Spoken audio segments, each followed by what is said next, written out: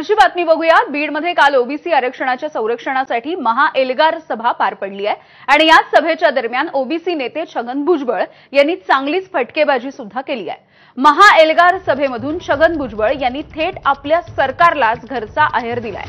विखार पसरवणाऱ्या राधाकृष्ण विखे पाटील यांना सोडणार नसल्याचा थेट हल्लाबोल सरकारमध्ये मंत्री असलेल्या भुजबळांनी केला।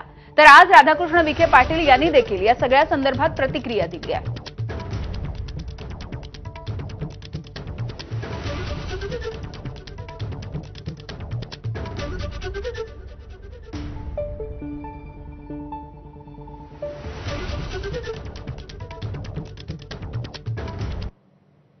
सोनार समाज, नाभिक समाज, कुणबी सेना, माळी महासंघ समता परिषद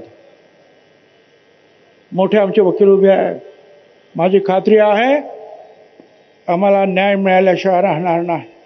पण आम्ही दुहेरी लढाई लढणार आहोत। एक तर न्यायदेवतेकडे आणि दुसरा जो आहे रस्ता तर आमच्याच बापाचा आहे, लक्षात ठेवा।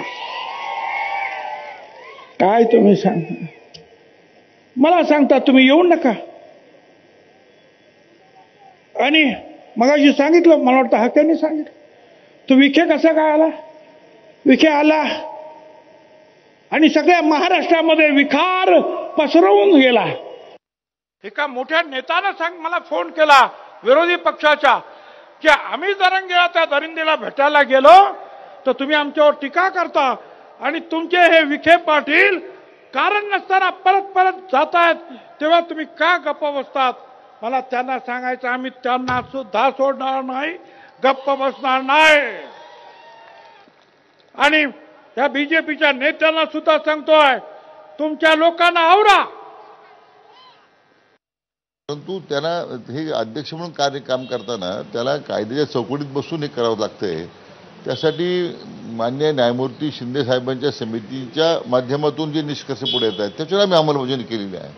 मला वाटतं एकदा मी स्वतः न्यायमूर्ती शिंदे साहेब, मान्य भुजबळ साहेब आम्ही एकत्र बसून मला वाटतं हा जो विसंवाद वाढत चाललेला आहे तो आम्ही दूर करू।